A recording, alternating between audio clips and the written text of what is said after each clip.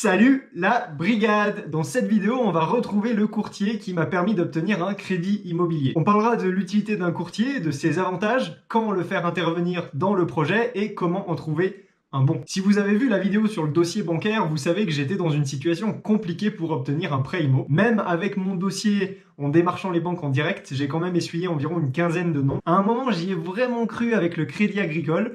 Le conseiller était hyper motivé pour pousser mon dossier, la directrice d'agence aussi, mais on a reçu un non du siège. J'étais toujours motivé pour trouver mon crédit quand soudain le confinement pointe le bout de son nez. J'essaye quand même de faire 2-3 rendez-vous téléphoniques et là j'ai compris que ça allait être mort. J'ai donc sorti mon joker, le courtier qu'on va aller rencontrer maintenant. Téléportation.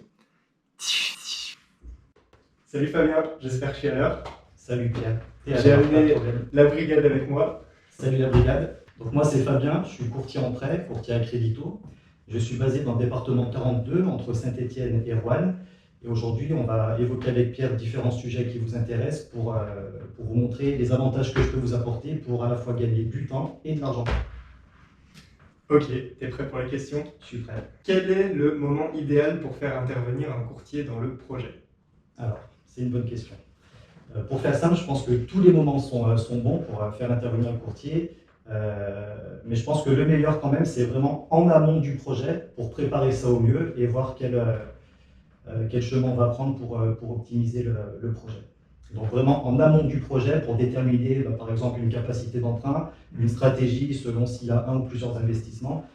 Mais pour faire simple, tous les moments sont opportuns pour voir avec le courtier, donc il ne faut pas hésiter. Y a-t-il un risque de faire le tour des banques en même temps qu'un courtier? Ah, celle-là je l'attendais. Alors, il y a un risque dans une certaine mesure, donc c'est tout à fait possible de le faire. Certaines personnes sont très à l'aise pour aller négocier d'elles-mêmes. Ceci dit, aujourd'hui, quand le banquier voit un même dossier, un même projet arriver d'une part des clients donc, en direct et d'autre part d'un ou pire de plusieurs courtiers, là ça devient plus un handicap parce que généralement le banquier prend le dossier, le met de côté et ne l'étudie pas. Donc si j'ai vraiment un conseil à vous donner, c'est soit vous sentez vous négociez en direct, soit vous passez par le courtier, mais évitez de court-circuiter, c'est plus un handicap. Quels sont les avantages de passer par un courtier à la place d'être en direct avec la banque? Alors, il y a beaucoup d'avantages. Les principaux sont le confort et le gain de temps, parce que le courtier va s'occuper de tout, va optimiser le plan de financement, négocier les meilleures conditions. Et donc, ça se résume un petit peu à ce que je disais tout à l'heure lors d'intro. C'est en 2 mots, un gain de temps et un gain d'argent de passer par le courtier. Dans quel cas un courtier n'est pas nécessaire? Ok. Joker. Non, ça peut arriver, mais encore une fois, si la personne se sent, si la personne est avisée, que ce n'est pas sa première opération, qu'il connaît un petit peu tout l'environnement de la banque, du financement, on peut tout à fait se passer d'un courtier. Mais aujourd'hui, c'est la tendance, elle va plus au courtage que. Je ne vais pas dire que c'est le parcours du combattant, mais c'est moins évident aujourd'hui. D'accord. Peut-on mettre plusieurs courtiers en concurrence? Alors ça, c'est interdit. C'est interdit? Non, mais c'est encore une fois, ça, par rapport à la réponse que je t'ai apportée tout à l'heure. Certains le font, en plus avec de bonnes intentions, c'est vraiment de vouloir comparer, de faire les choses correctement. Donc ça peut se faire, on peut discuter avec plusieurs interlocuteurs et puis selon avec qui on se sent plus ou moins bien, on peut sélectionner un partenaire. Mais vraiment le conseil, encore une fois, que je vous donne et qui est constaté, ça se vérifie sur le terrain, si toutefois vous faites appel à plusieurs courtiers et que vous sollicitez plusieurs courtiers pour négocier votre projet de financement, c'est une balle dans le pied que vous vous tirez et vous ne serez pas gagnant à la sortie. Ok, super intéressant. Moi, au début, j'ai fait démarchage en direct et je t'ai appelé après. Donc j'ai eu la chance que mes dossiers on a pu rattraper le coup, mais tu avais pu constater quand même que. Une négociation est-elle envisageable même chez un courtier? Alors ça, on trouve, c'est pareil, on trouve un peu tout et n'importe quoi, mais généralement, je pense que les courtiers prennent des honoraires entre 1 et 2% maxi du montant du prêt financier. Et bon, encore une fois, c'est comme quand on achète une voiture. Si on achète une petite voiture, une grosse voiture, les prestations ne sont peut-être pas les mêmes. Dans le courtage, c'est aussi un peu ça. Selon l'accompagnement qui est fait, la qualité, le résultat qui est obtenu.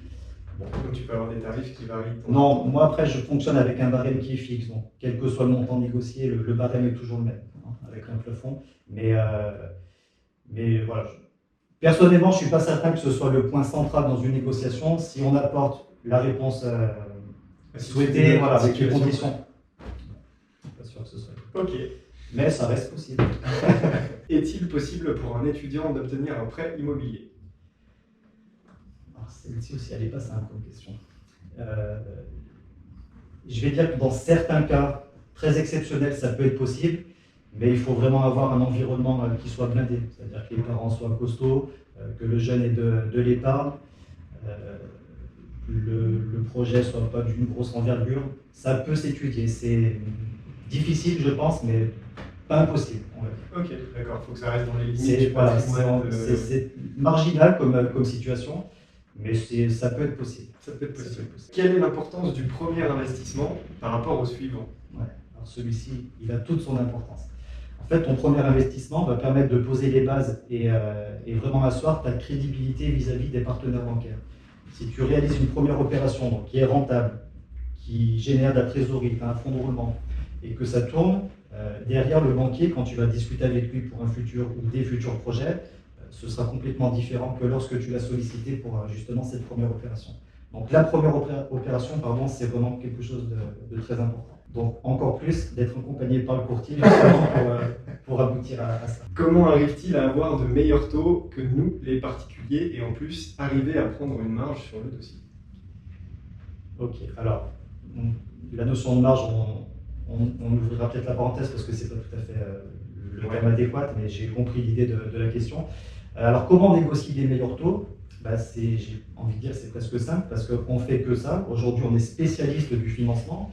Avec nos partenaires bancaires, on génère tellement de volume dans l'octroi des prêts immobiliers que après c'est comme tout.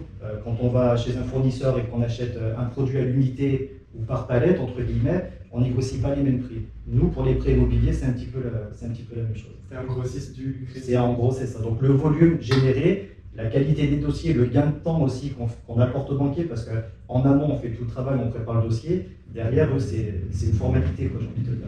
Okay. Donc tout ça, mis bout à bout, permet d'obtenir de belles conditions. Je vais au-delà de la question.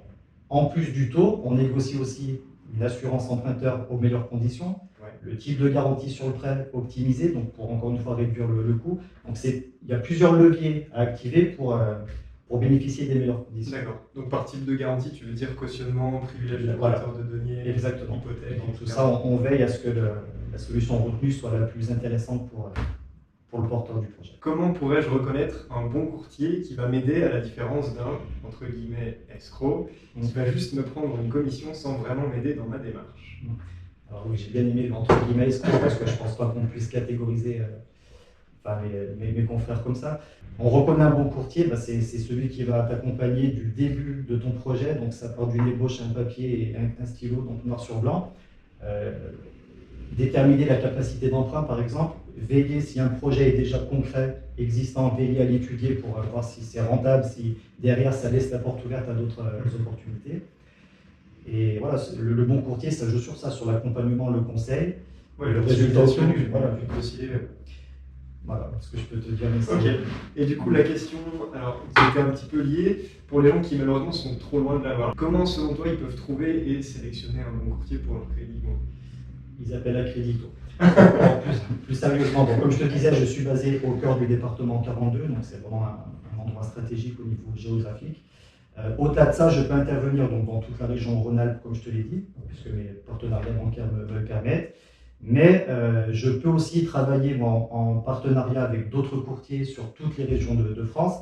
Donc je peux tout à fait recevoir tout type de demande provenant de n'importe quelle région. Je serai capable de pouvoir apporter un conseil et trouver une solution pour n'importe quel porteur de projet. On va faire une autre vidéo qui va s'afficher ici, vous pouvez cliquer. On va parler du dossier bancaire et du crédit, toujours dans ce format de questions-réponses avec Fabien. Et en attendant, je vous dis à la prochaine. Salut la brigade.